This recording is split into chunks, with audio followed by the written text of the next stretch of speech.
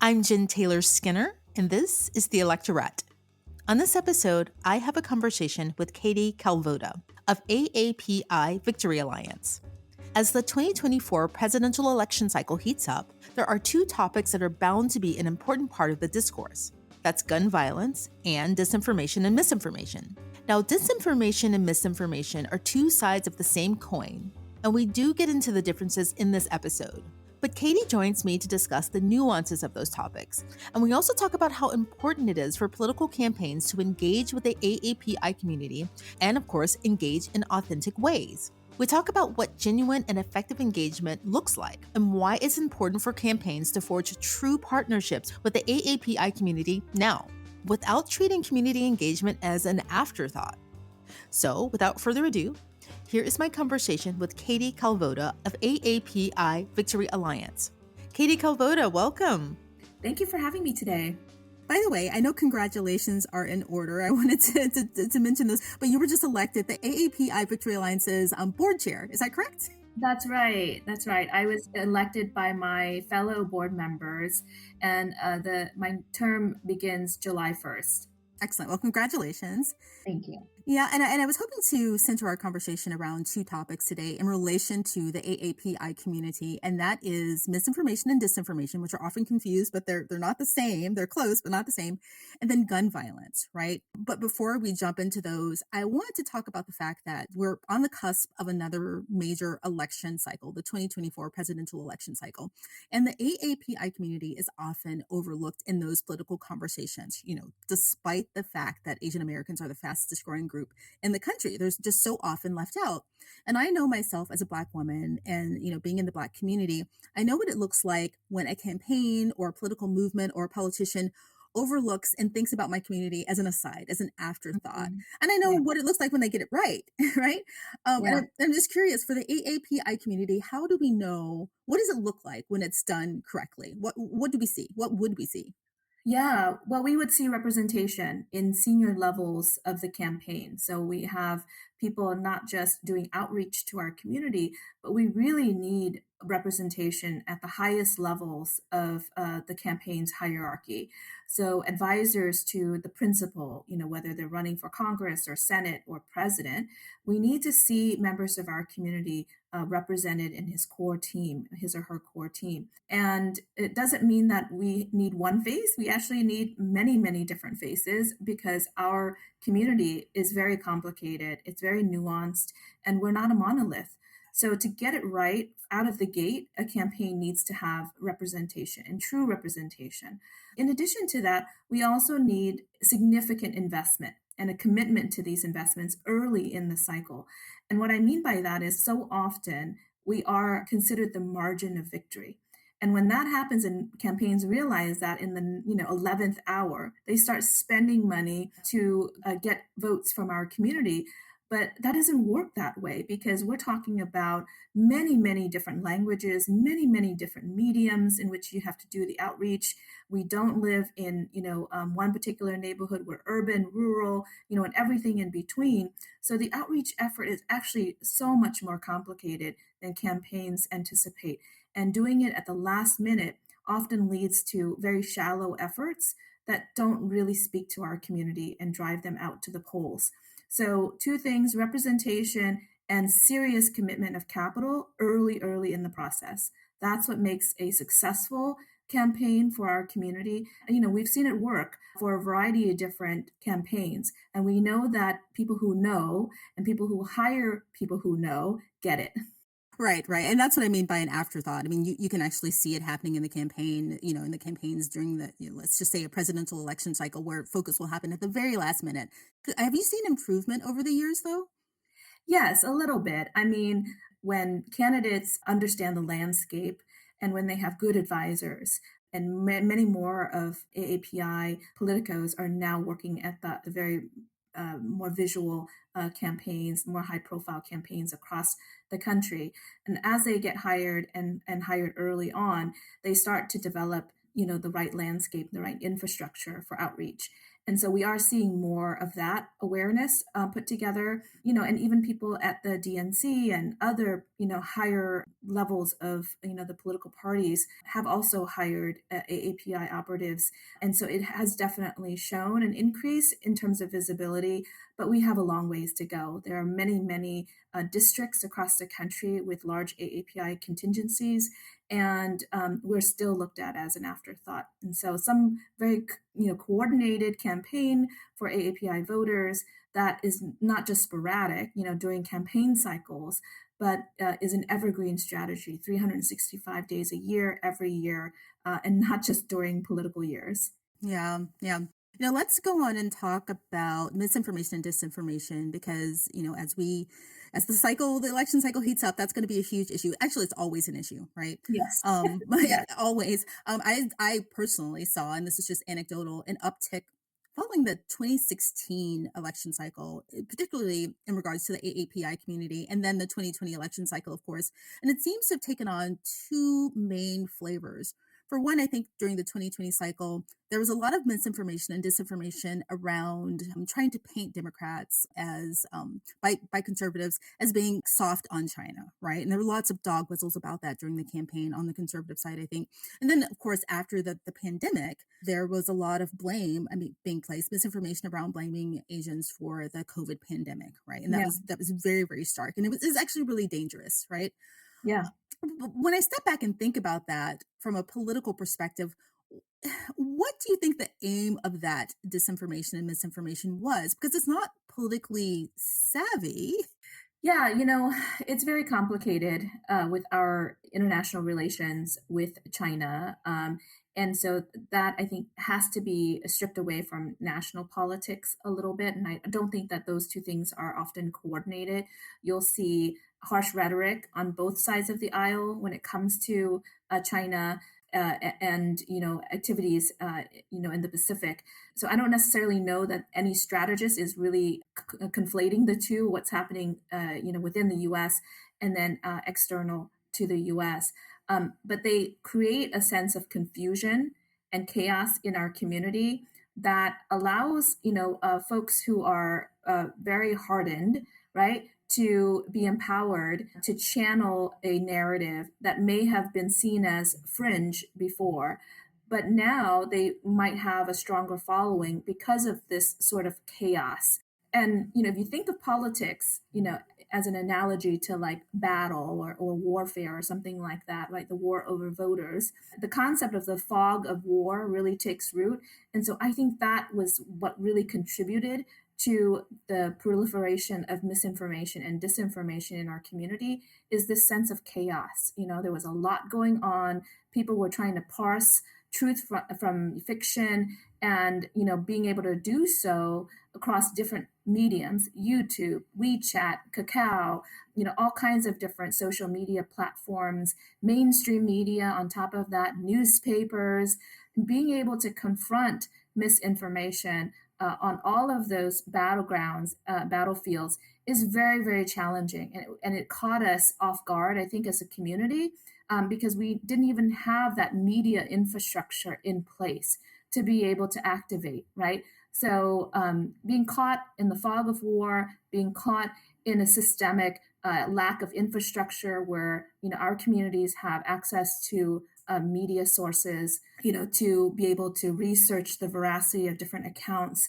as well as hearing misinformation from people that they formerly trusted, people with authority, right? The president of the United States was calling the pandemic a China virus.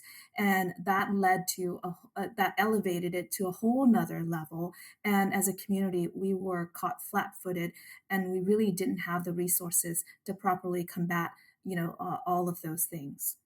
Right. So you said something that I wanted to step back and talk about a bit more because I think that it's a common misconception and maybe on my part too. You said that on both sides, right? And I said something about conservatives, painting Democrats as soft on China. But I think that you're right in that, and please correct me if I misheard you, but I think you're correct in that there was an increase in harsher rhetoric on both sides, right? Both Mhm. conservatives and Democrats. Can you parse that out for me a bit more? Yeah, I mean, there would be comments from an example would be Tim Ryan of Ohio, right? Where his particular district is not necessarily California or New York progressives, but he has a Midwestern, contingency or constituency. And his rhetoric during his campaign was very hard on China. And similarly, when you look at, races, like particularly in California, in the 45th district, for example, which houses Little Saigon in Orange County, there was a lot of focus on communism, right? And how China represented the power of communism in today's modern time. And so there was a lot of back and forth and rhetoric against China and, distancing yourself from China. And so it was used as a political weapon where it was convenient and where the constituencies are really sensitive to communism. And so it was played out where it needed to play out. And we saw it locally as a local, issue for these campaigns. But indeed, it was something that we saw, from both sides of the aisle. And it really is something that as a community and among all of us AAPI advocacy groups, we really need to educate our elected officials on how to better express those opinions and how to better lay the groundwork for being anti China and not being anti Chinese Americans or Asian Americans, right? To disconnect that conversation between China's foreign policy and the people that live here in the United States as Asian Americans. Yeah, I mean, that's a really nuanced thing to do, right? Though they should do it. But you're right. I remember that Tim Ryan ad, and I remember feeling not great. To put it lightly, seeing that ad. So you're absolutely right. I had forgotten about that. But I mean, we have to be honest. I think that when you have a campaign in the Midwest or in the South, and you invoke certain ideas and thoughts around any group, right? But we're talking about the AAPI community. I mean, you can't overlook the fact that is done with a purpose. Yes. And it's done with a purpose to, and the same thing happens with the Black community, right? And the Latino community. And that is to, I guess, to galvanize white voters, right, in those areas. And Yeah. that's never good. And I'm not really sure if that's something that is a matter of nuance. That's just, I don't know what that is. How do we fight that? Well, everyone wants a scapegoat, right? To blame the problems. And in this particular, the last two cycles that we saw, an economic scapegoat, right? Because a lot of people were feeling a lot of economic pain. And we saw a variety of different things happening, jobs being lost, a lot of things being outsourced. And, this pandemic, which saw a lot of businesses close and then, have the ramifications of all of that. People want a convenient scapegoat. And unfortunately, China became it. And that put us as a community, in the midst of this larger conversation about who do we blame for all of our woes, experienced in the country. And that's where, intentionally people will disinform. So the difference between, of course, misinformation is that people are, misled by, information that is provided in the community, but disinformation is done with intention and done so that they can create a sense of a false narrative. And it infiltrates our community. We're very, very vulnerable to it, as I said, because a lot of our community members do trust family members, friends, our social network, and other, potentially unvalidated media platforms. YouTube being a very, very prominent platform that is used to proliferate these false narratives. And it's also commonly used by our community because a lot of times we get news, international news through YouTube, and many folks in our community want to stay connected to what's going on, in our home country. So it's used a lot, and it's used as a tool to expand the reach of disinformation. And unfortunately, it was used in a way that was done, with a very, very perverse intent. Right. And I would hope that campaigns in the future think about this beyond votes in the end, right? Beyond the Yeah. election, because what ends up happening is potentially violence. Yes, violence, and also, just our community being pulled apart, right? So the various different factions of our community, we are not a monolith. We are, a confluence of so many different groups and cultures and religions and all of these things. And, we were able to unite under a common shared experience of immigration and having, to be treated as a group under categorically racist discrimination, in the country. And so that kind of pulled us all together in this common shared value. But this type of misinformation and disinformation campaign has really torn apart many factions of our community. And not only that, you see that within families, right, intergenerationally, within neighborhoods and communities where we live, and then of course our greater community of the AAPI community as well. So it really does. It really is weaponized to pit us, among ourselves too, the different various subgroups, but also against other communities like the Black community and the Latino community. And so, as a organization, we have done many different focus groups, for example, to really gauge how our communities are feeling with respect to the misinformation, disinformation that's going on. And we have heard from community members that they are believing a lot of these disinformation campaigns. And so it's dangerous and it can be violent, as you said, because people don't know better and they're led to believe a false narrative. And as authority figures or community leaders, we have to stand in solidarity against these efforts to tear apart our communities. And I want to move on to how it weakens solidarity between the AAPI community and other communities like the Black community and the Latino community. But I'm curious about the factions that have formed within the AAPI community. And something I'm not familiar with. Can you give me an example of that? Yeah, I mean, there are wedge issues historically within the AAPI community. I'll give you an example is affirmative action is one that is a go-to wedge issue for a lot of campaigns that want to split us up as a voting bloc, right? So they will introduce controversial, quote unquote, controversial concepts like affirmative action. And for many subgroups, education, I mean, for our entire community, education is so important because it is the ultimate equalizer, right? And why so many people are attracted to the United States because it is the American dream is to be able to send your children to school and then they themselves can build a life that is more prosperous here than at home. And so tackling a topic like affirmative action is very nuanced. And we have different factions within our different subgroups, the Chinese community, Korean community, Japanese community, Vietnamese community. We have factions within each of our groups that really are against affirmative action because they feel like that opportunity is being taken away from them. But they don't understand that as a community, affirmative action actually also benefits us, right? And the narrative, though, is that the Democrats are trying to take away your child's possibility of attending Harvard. When the case can be made that as a group, as a community, we actually benefit more from affirmative action because we are one of those marginalized groups. So it's really interesting that on particular issues, we are very much united. And on other issues, it can be and has been historically used as a wedge issue. So you were talking about the model minority myth, right?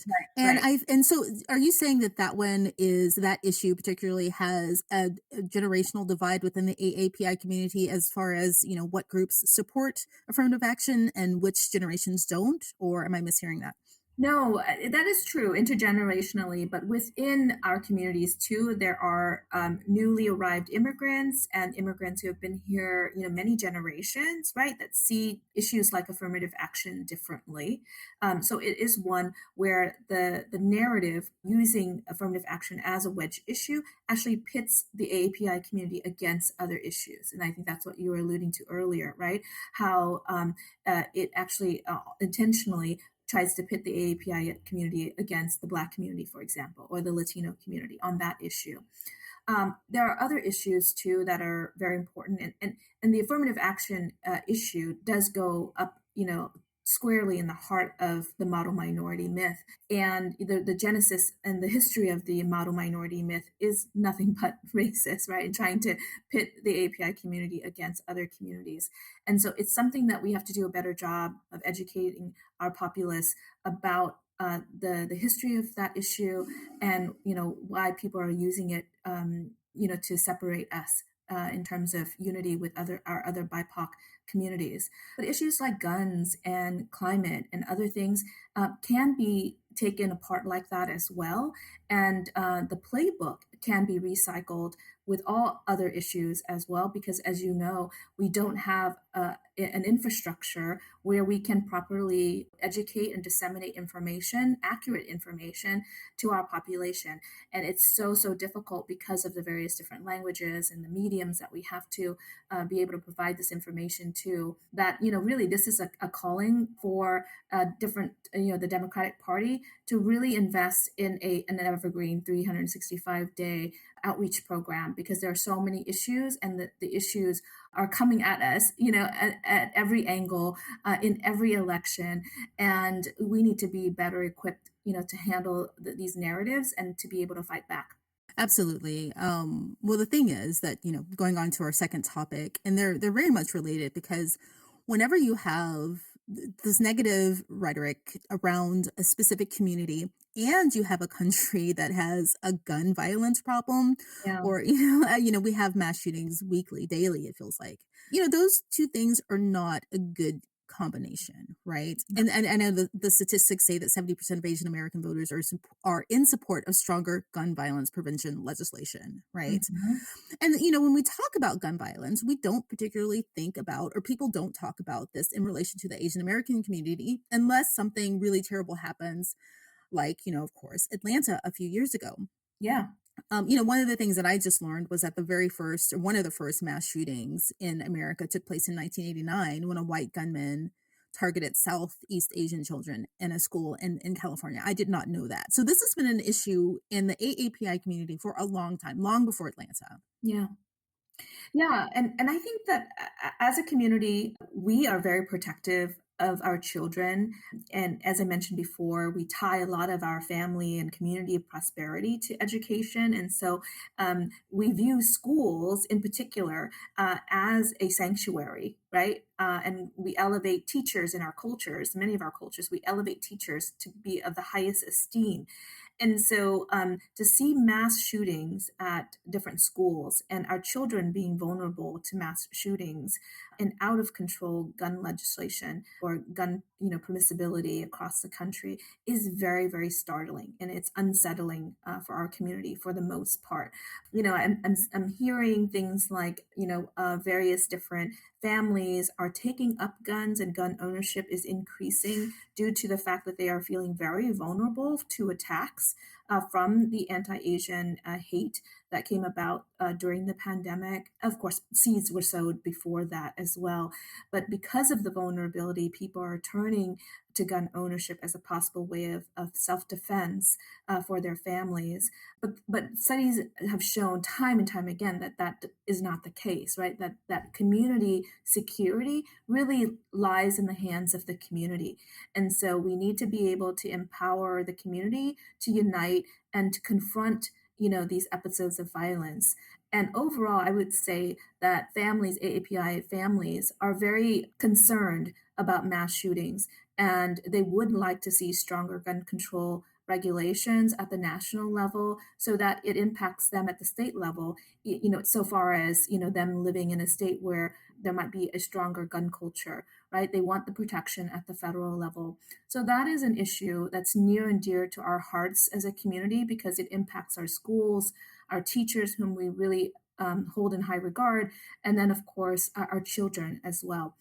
So that is a particular issue that's not getting a lot of resonance on the party platform, and it's not getting a lot of traction among gun reformists, gun control reformists, but it should, because there's a natural ally in the AAPI community for gun control legislation. The thing that's so frustrating about the gun control and gun violence conversations is that It's the ubiquity of gun ownership in this country, which is really at the heart of the problem, right? Like Mhm. someone's having, an episode, they're having a bad day or whatever, whatever issue they're having, they look to the gun as a solution, Yeah. and other people get hurt or killed, as a result, right? And that's the problem, right? But it's it's unfortunate that so many people are responding to the fear of guns by purchasing more guns. And I Yeah. think that that's a message that we need to get out there more often, that it's the ubiquity of guns. So you're buying a gun. I mean, I think there's lots of data out there that shows that,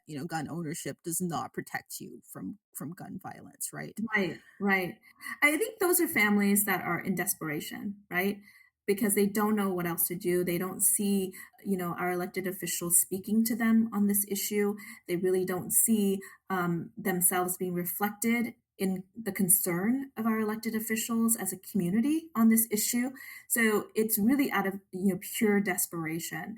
And again, as parents, we will do whatever it takes, right, to protect our kids and our families, but the reality of it is that it's not going to make a difference. And what is going to make a difference is to be able to, again, like you said, to make it less ubiquitous, right? So that the first thing you grab in, an argument with your neighbor is not your gun.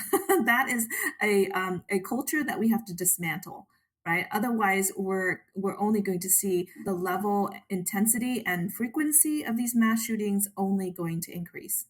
And there's another piece of data that I want to mention in relation to guns is that AAPI youth, they have the fastest growing firearm suicide rate of any Mm, other, I think it's a yes. 71% increase I'm reading over the last decade, which is a really large increase. I mean, what do you think is driving this? Oh, wow. I mean, there are many, many things that people have studied in relation to AAPI youth suicides. The use of guns obviously speaks to the accessibility of guns, right? Being available to young people. As a community, we suffer from a lot of collective trauma.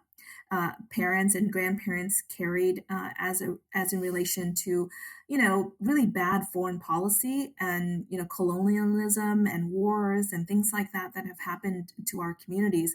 And so grandparents and parents and, all kinds of different, folks in our community are carrying this intergenerational trauma with them. And they have for many years suffered in silence. And this has transferred a lot to our youth as well. So resources for, to deal with the mental health issues for our community, the collective trauma and healing that has to happen, I think is very, very important and critical.